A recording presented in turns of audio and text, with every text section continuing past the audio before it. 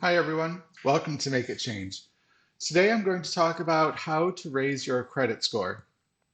Now, this is mostly if you have been, or as I was when I was younger, um, uninformed, and I just hadn't gone out and learned what the items were that are used in the credit score calculation and how they impact the score.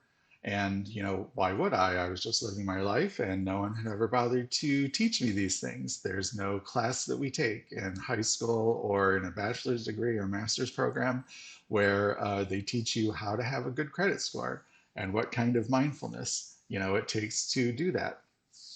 So, uh, where I was, being 28 and beginning to get a handle on my finances, the very first thing is in order to build your credit score, generally, if you have bad financial habits, you're a person, I certainly did, not paying bills on time that get reported on your credit score, well, that's a big one.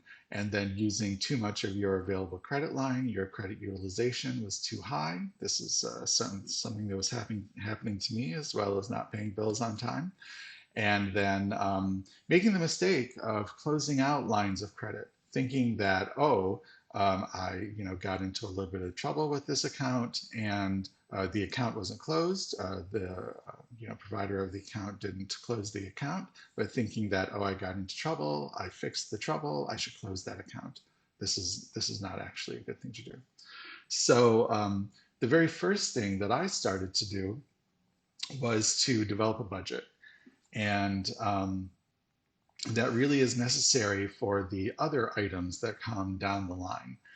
And so, developing a budget is about understanding the income that's coming in and then the expenses that are going out, and making an adjustment if a person has to either reduce the expenses or try to get more income.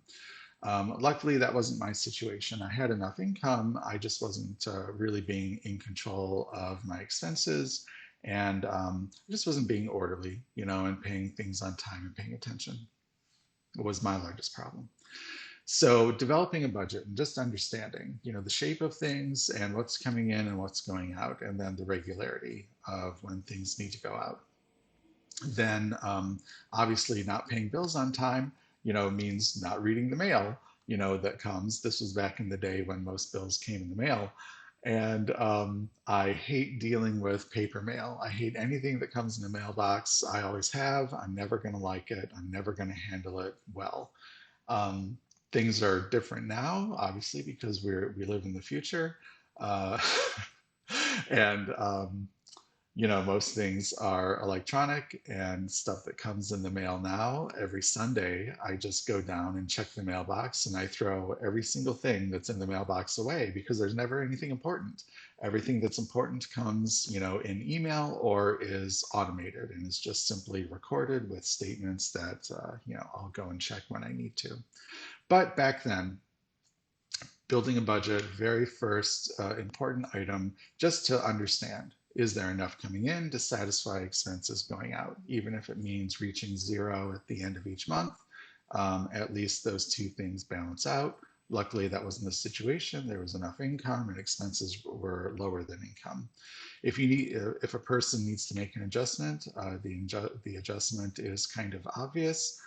Reducing the expenses, you have to live under your means. That's the very first step. Um, so then, after establishing a budget and just understanding what's coming in and what's going out, then specifically addressing the bills that are having the credit score impact, and also doing some reading and about the calculation. What is the credit score calculation? What affects it? And what elements are weighted more and matter more in the calculation to give a faster result. So for me, what I another aspect that I'm going to talk about is you know resembling a responsible person. That's what the credit score is about. Paying bills on time and not using too much of the available credit.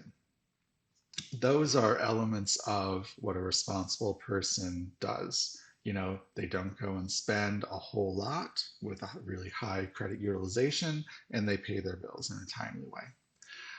That is understood as being a responsible person. Well, you just have to resemble that.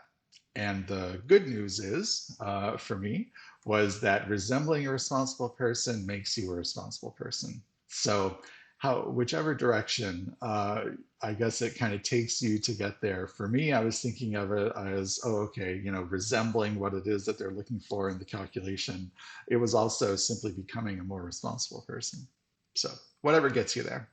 So then the next element for me, after building my budget and then identifying, the bills that were leading to a lower credit score that I was just being sloppy with and needed to get a handle on, then I just kind of identified, okay, what is it that's going on with me that is leading to this result? And I just don't like to handle the mail. I don't like the mail. I don't like every month that process of, and it's not even really a process I think that people have these days, to be completely honest. It's an old process that like younger me and certainly my parents and grandparents and I guess everyone before them would have done, where every single month you sit down with your bills and you would write out your check and you would mail them out and that kind of stuff. But I really hated that, just the regularity of it, that there was always a thing to remember. And it was before I really, got into the habit of using a calendar. And of course, it was before how things are today, where there's just a calendar on your phone. And at this point, I would just make an appointment on my phone with myself and say, oh, okay, here's when you pay bills. There was nothing to remind me. Anyway, also just didn't have the personal habit developed. So instead of developing that personal habit and actually dealing with that dislike, hatred really that I had for handling the mail and bills that came in the mail, I decided this was just, it seemed to be right at the very beginning of when there were online banks and you could pay bills online and you could schedule them. So that's what I did. I worked out with my budget that there would always be, well, first I looked at the bills, I guess second. First I developed the budget, then I looked at these bills that were impacting the credit score, and then figured out how much the monthly amount was going to be for those, and also just how much I wanted to pay for them if I wanted to pay more than the monthly amount, so that there would be a regularly occurring monthly payment to develop that good payment history. So then I looked back at the budget and I figured out, okay, is there going to be that much room in, if I wanted to pay extra, is there going to be that much room in what's left over each month to be able to do that? Let's say that the answer was yes, or I made the answer be yes, whichever. And then what that means is, because I did my budget and I checked and was sure that each month I was going to have that extra amount that was going to be drawn out automatically, then I just went into the bank and set up the bill, or maybe I went to the credit card account and created the monthly transfer from the checking and savings account, whichever it is, whichever direction it occurred in. But it's an automatic payment. I didn't have to be aware of it. I didn't have to remember to do it. All I was responsible for, all I made myself responsible for, was making sure my budget was accurate and really represented how my expenses for each month, how I lived each month, and that there was always going to be the right amount of money in the account in order to pay these bills regularly on that schedule. And so then I automated the bills, which for me was a very important part because that took me out of the loop. It took me out of having to handle the mail, handle the bills in the mail, remember to do something. It was simply automated and it simply occurred. All I had to do was be aware of my budget, be aware of how I was living, make sure the two things matched up, and then that good payment history just started to happen. And you have to go through, I don't know, 1 or 2 years, I think, before it really impacts the credit score. But building that consistent on-time payment history is very important. And for me, automating the bills, because paying the bills was really the problem for me. It wasn't having enough money, it was simply the act of paying the bills. So automating that, taking me out of the loop. was how I got around that. And then I did look at credit utilization. That was one of the other things that was impacting the score. And so I just kind of looked at, okay, what am I spending on as just part of a normal budget building activity, budget review activity. Looking at what am I spending, and then I realized, oh, okay, yeah, my spending is a little bit out of control. There are some things that I could definitely, I'm not really getting any value out of. They're not really adding to my life, or I could do it differently in some way. And so I could dial down the spending a little bit, which decreased the credit utilization number, which then also, goes into the credit score calculation and is going to improve it.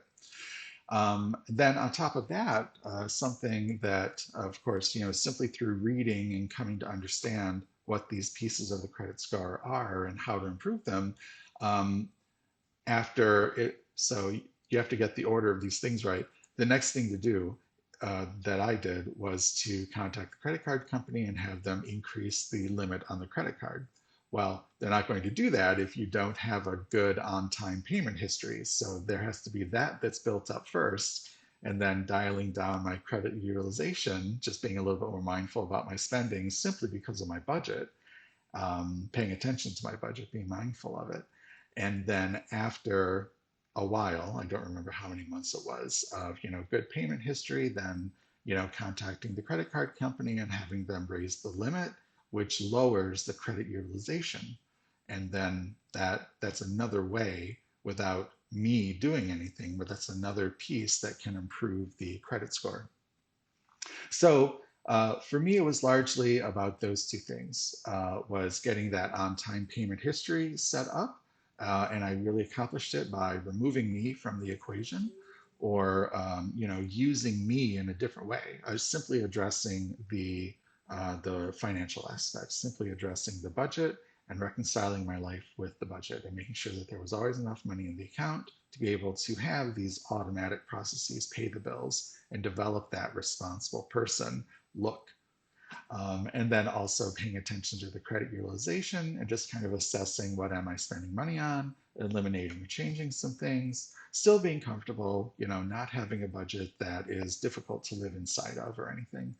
And then also pursuing other aspects of it, like having the credit limit raised so that the credit utilization is lower, and then not closing, simply from reading and learning about how the credit score is calculated, not closing accounts that, when you're uneducated about these things, it sounds like the right idea. If I got into some trouble and then I took care of it, I should close that account so I never get into trouble again.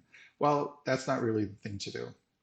The thing to do is to just put that card away or cut it up, leave the account open, don't use the card, whatever it is, but leave the account open. And there's no penalty if the supplier of the account closes the account. There's a penalty if you close the account. So, just letting those accounts stay open, and it develops, that length of time that the credit account has been open, and that's another aspect of the calculation.